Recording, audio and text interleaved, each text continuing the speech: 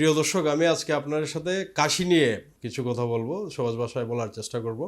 কাশিতে আসলে আমাদের অনেকেই বছরের কোনো না কোনো সময়ে বা কাশিতে আমরা অনেকেই আক্রান্ত হই, হয়তোবা কয়েকদিন কাশিটা থাকে আবার সেটা চলে যায়।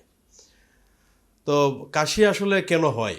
কাশি আসলে হয় আমাদের যে শ্বাসনালীর যে উপরের একটা অংশ আছে ফেরিংস, এখানে যে সেন্সরি নার্ভ আছে, সেন্সরি নার্ভের যদি কোনো কারণে স্টিমুলেট হয় বা উদ্দীপ্ত হয় তখন আমাদের কাশি হয়।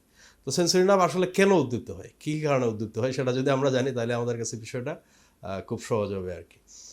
যদি আমাদের যে শ্বাসনালীর যে উপরের অংশ, যেটাকে আমরা বলি আপার রেসপিরেটরি ট্র্যাক্ট, অর্থাৎ আমরা যে শ্বাসনালীর যে অংশ দিয়ে আমরা যে বাতাস যখন গ্রহণ করি, যে নালীর মাধ্যমে শ্বাসটা আমাদের ফুসফুসে যায়, এর উপরের অংশে যদি কোনো কারণে কোনো সংক্রমণ হয়, যেটাকে আমরা বলি আপার রেসপিরেটরি ট্র্যাক্ট ইনফেকশন, অর্থাৎ শ্বাসনালীর উপরের অংশে যদি কোনো সংক্রমণ হয় তাহলে ওই যে ফেরিংসের যে সেন্সরি নার্ভ আছে এটা স্টিমুলেটেড হইতে পারে, উদ্দীপ্ত হইতে পারে।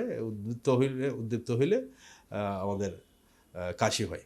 এই কাশির আবার দুই রকমের হইতে পারে। একটা হচ্ছে ড্রাই কাফ, মানে কাশলেও ওই যে কফ যেটাকে অনেকে বলেন যে স্পুটাম, যেটা বের হয়, কোনো কিছু একটা বের হয় স্লেশার মতো, এটা বের হলে এটাকে আমরা বলি প্রোডাক্টিভ কাফ।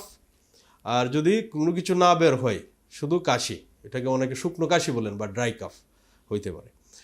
তো আপার রেসপিরেটরি ট্র্যাক্ট ইনফেকশন, যেমন যদি ফেরিনজাইটিস, যে ফেরিংসে হয়, আমাদের যে একেবারে উপর অংশ যেটা বলি ফেরিংস হইতে পারে, লেরিংসে হইলে হইতে পারে লেরিনজাইটিস, এবং ট্রাকিয়া যেটা আমাদের এখানে থাকে, এই ট্রাকিয়াতে হইলে ট্রাকাইটিস, ট্রাকিয়াতে যদি মানে কোনো ইনফেকশন হয় ট্রাকাইটিস, এই কারণেও হইতে পারে।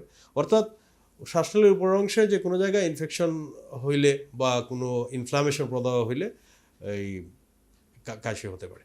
এছাড়াও আরও কিছু কারণ আছে কাশির, যেমন আমাদের যে ফুসফুসে যদি কোনো সংক্রমণ হয়, এটাকে আমরা নিউমোনিয়া বলি, নিউমোনিয়াতে কাশি হইতে পারে। এছাড়া আমরা জানি যে আমাদের দেশে অনেক টিবি রোগী আছে। টিবি রোগীর একটা প্রধানতম লক্ষণ হচ্ছে কাশি। 2 সপ্তাহের অধিক কাশি, অন্য কোনো অ্যান্টিবায়োটিকে কাজ করতেছে না, বা একটা রোগীর যদি কাশি থাকে 2 সপ্তাহের বেশি, 2 সপ্তাহের মধ্যে সে অ্যান্টিবায়োটিক খেয়েছে কিন্তু তার কাশি কমে নাই, তাহলে আমরা তাকে টিবি হয়েছে কিনা সেটা সন্দেহ করি। সুতরাং টিবি রোগের একটা অন্যতম প্রধান লক্ষণ হচ্ছে কাশি। এছাড়াও কিছু জটিল কারণ, যেমন যদি কারো ফুসফুসের ক্যান্সার হয় তার কাশি হইতে পারে, যদি কারো হার্ট ফেলিওর থাকে তার কাশি হইতে পারে, যদি কারো হার্টের বাল্বের সমস্যা থাকে যেমন মাইট্রাল স্টেনোসিস, রোগীর কাশি হইতে পারে, এমনকি কাশির সাথে রক্ত আসতে পারে।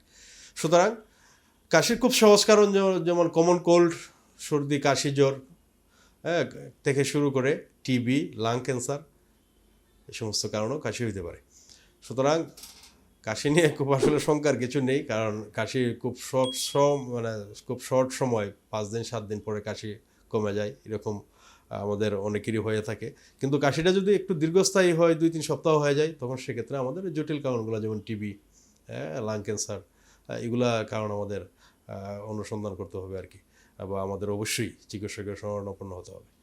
শঙ্কিত হব না, আমরা সচেতন হব আর কি।